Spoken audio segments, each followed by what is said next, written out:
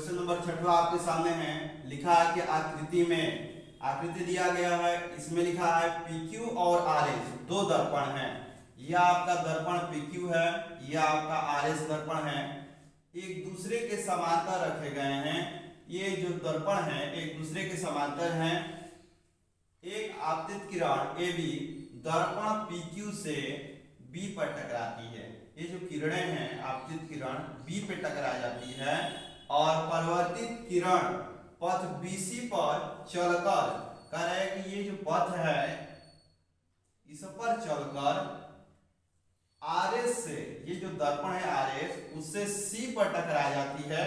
जैसे कि आप देख रहे हैं यहाँ पे C पे टकरा रही है और ये AB जो है B पे टकरा रही है तथा पुनः CD के अनुदिश परिवर्तित हो जाती है और CD के अनुदिश ये परिवर्तित हो जाती है।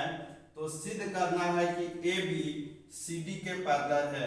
ये जो AB है CD के पैरेलल है, यही सिद्ध करना है। तो सबसे पहले हम लिखेंगे ज्ञात। ज्ञात में हम देख रहे हैं कि लिखा है कि PQ और RS दो दर्पण हैं जो एक दूसरे के समांतर है, यानी कि दर्पण PQ समांतर दर्पण RS, यानी कि PQ समांतर RS दे दिया है, इसके समांतर है। और सिद्ध करना है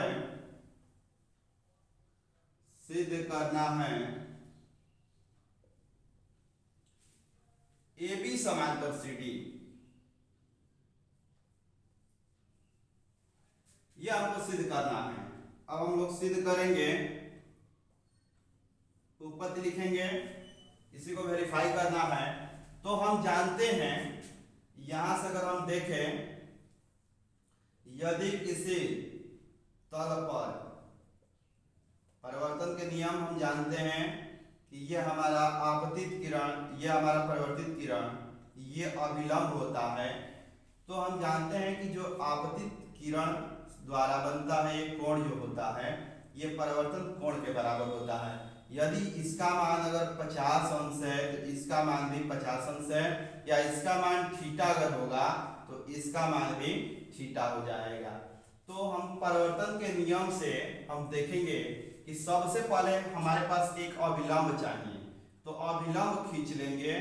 यहां से हम रचना करेंगे, लिखेंगे कि B से BN तथा C से, यहां से एक अभिलंब हम खींच लेंगे, ये भी CM अभिलंब खींचा। रचना हम लिख लेंगे, रचना हम लिख सकते हैं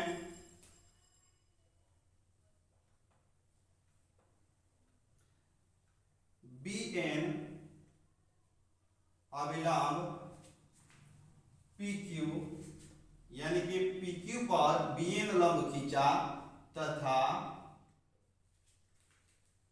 CM या MC लंब RS खींचा। यह आपका रचना हो गया। अब हम उत्पत्ति से हल करेंगे।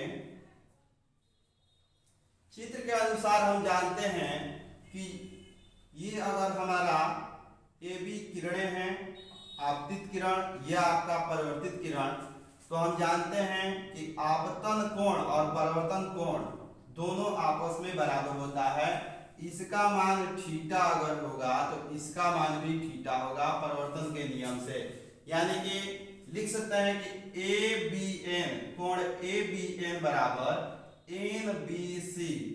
यह हमारा लिखेंगे कि चूंकि पहले लिख लें कि PQ समांतर RS, ये दिया है क्वेश्चन में कि PQ समांतर RS, और इस तरह से हम परिवर्तन के नियम से लिख सकते हैं ABN कोण ABN बराबर कोण NBC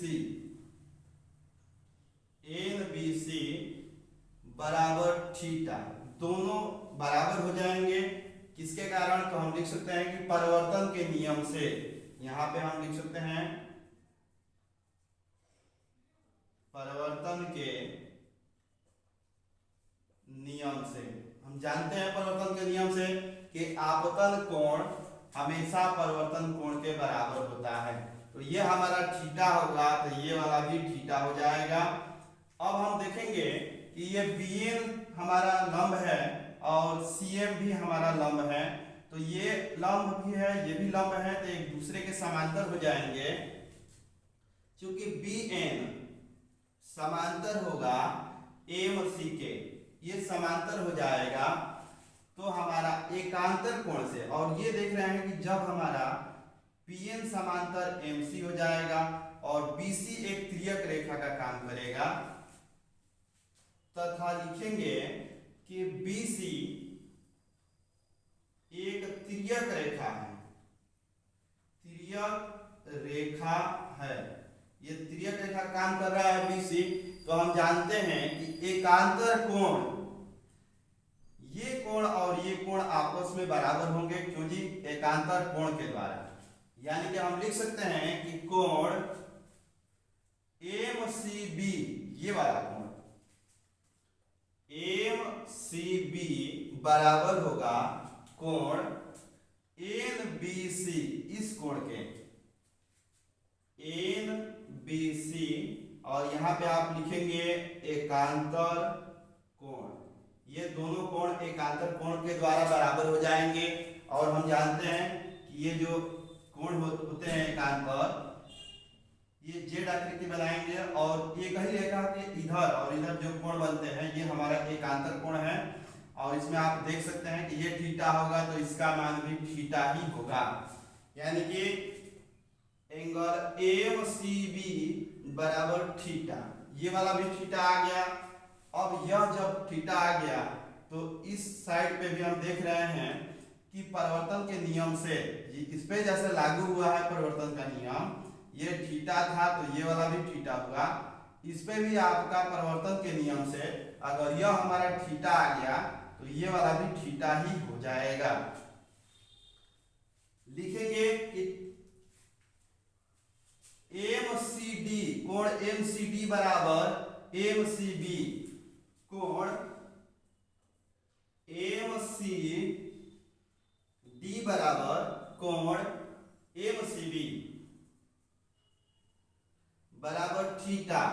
ये थीटा हो जाएगा तो ये वाला भी थीटा होगा, क्योंकि परिवर्तन के नियम से हम जानते हैं, परिवर्तन के नियम से हम जानते हैं कि आपतन कोण बराबर परिवर्तन कोण।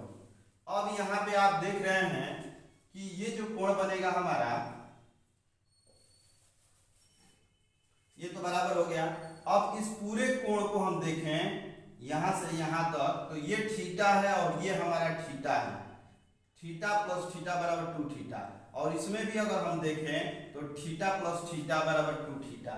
यहां पे आप लिख सकते हैं कि कोण ABC, कोण ABC बराबर theta plus theta equal to 2 theta. अगर ABC हम निकाल रहे हैं तो देख रहे हैं ABC की जगह पे हम लिख सकते हैं ABN यानी कि इतना, और NBC यानी कि इतना। थीटा और plus theta equal to 2 theta आ गया। अगर यहाँ पे हम निकालें इसको, इस कोण को BCD, कोण BCD बराबर, यहाँ आपका देखना है कि ये भी थीटा है और ये थीटा है, तो इसमें भी लिख सकते हैं theta plus theta equal to 2 theta. अब हम देख रहे हैं कि ABC का मान भी 2 थीटा आ गया और BCD का मान भी 2 थीटा आ गया। लिखेंगे कि चूंकि कोण ABC बराबर कोण BCD बराबर 2 थीटा, दोनों कोण 2 थीटा के बराबर आ गया। और हम जानते हैं कि ये जो कोण है ये एकांतर कोण है। लिखेंगे कि चूंकि एकांतर कोण बराबर हैं, यहां पे लिख सकते हैं कि एकांतर कोण बराबर हैं। यहां आप देख सकते हैं कि यह आपका 2 थीटा हो गया, यहां भी आपका 2 थीटा हो गया। ये जो दोनों कोण हैं आपस में बराबर आ गए हैं। और हम जानते हैं कि जब एकांतर कोण बराबर होते हैं तो रेखाएं समांतर होती हैं। तो यह आपका AB जो है, ये जो AB रेखा है CD रेखा के समांतर हो जाएंगी। अतः लिख देंगे कि AB समांतर CD। यही क्वेश्चन में भी कह रहा है कि सिद्ध कीजिए कि AB CD के समांतर है, तो यहाँ हम लोग निकाल लिए हैं AB समांतर CD। इस तरह से ये प्रूव हो गया और क्वेश्चन नंबर 6वां प्रश्नावली 6.2 भी समाप्त हो गया। इस तरह से आप लोग हमारे वीडियो को देखते रहिए, हमारे चैनल को सब्सक्राइब कीजिए। अगले वीडियो के लिए आप हमारे साथ फिर से बने रहिए, जुड़े रहिए। Thank you.